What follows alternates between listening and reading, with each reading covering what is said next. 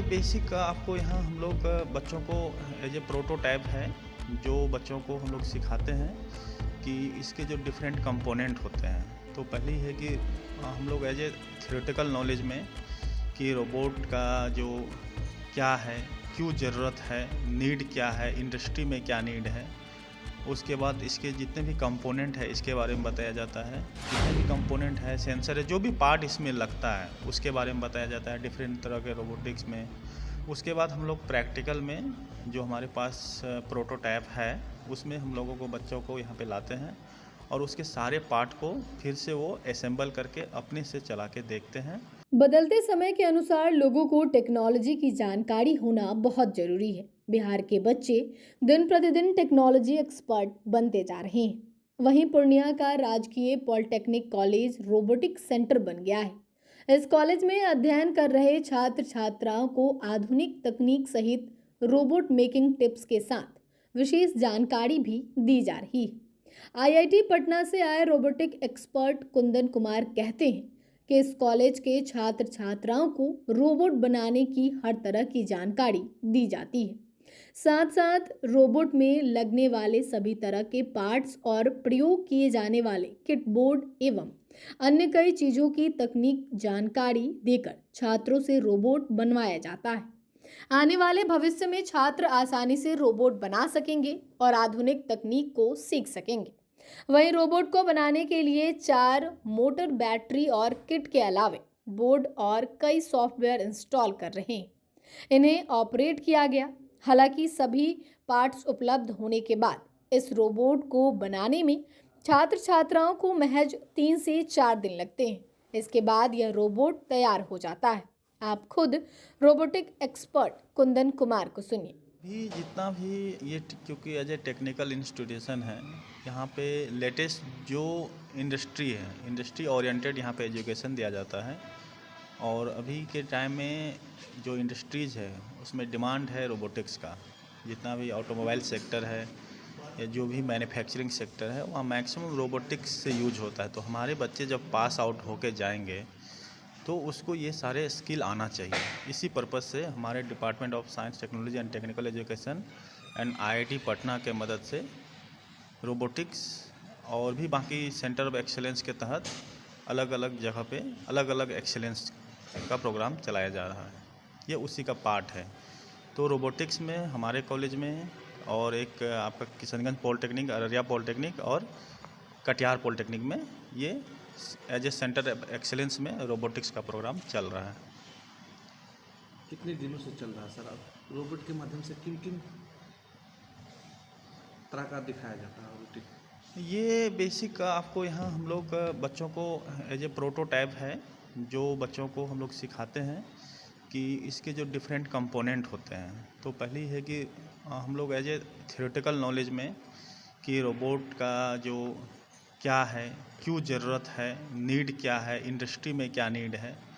उसके बाद इसके जितने भी कंपोनेंट है इसके बारे में बताया जाता है।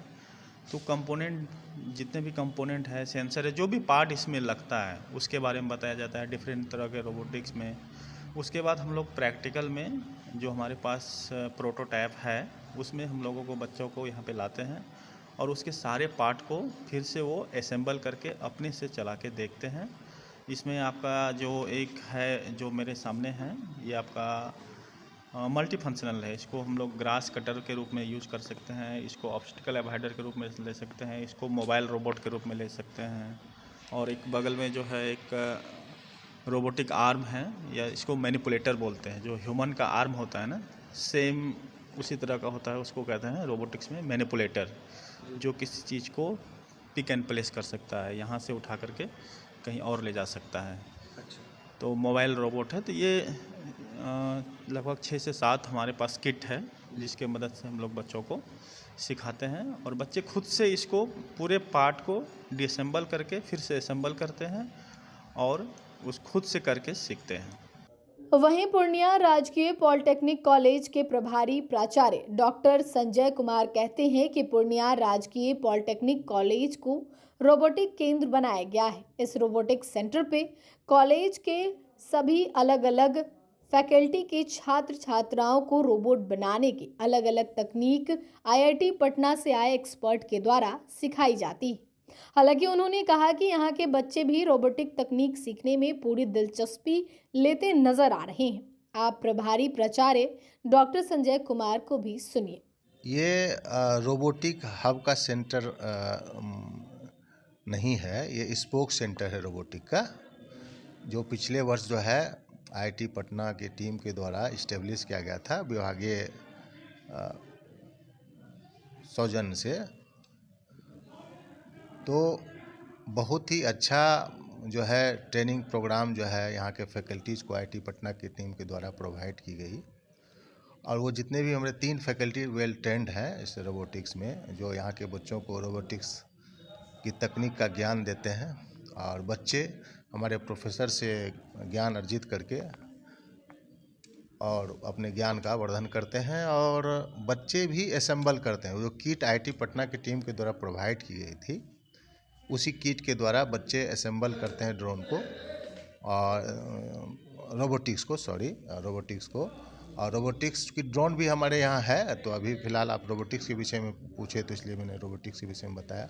बच्चे खुद असेंबल करते हैं और लगभग से 2 से 3 दिन लगता है उसको, किट को कुछ मंगाना पड़ता है, कुछ किट को उसको संचालित करने के लिए। तो इसके विषय में विशेष जानकारी हमारे जो नोडल हैं ड्रोन के, वो रोबोटिक्स के, वो बताएंगे आपको। तो बहुत ही बढ़िया बच्चा यहाँ ज्ञान ले रहा है और जो है कि हमें आशा है आने वाले दिन में हमारे बच्चे और भी रोबोटिक्स के फील्ड में अच्छा करेंगे। मैं प्रभारी प्राचार्य डॉक्टर संजय कुमार। तो आपने प्रभारी प्राचार्य डॉक्टर संजय कुमार को सुना, कैसे छात्र छात्राओं को रोबोट का एक्सपर्ट बनाया जा रहा है। लाइव सिटीज के लिए डेस्क से राजकमल की रिपोर्ट।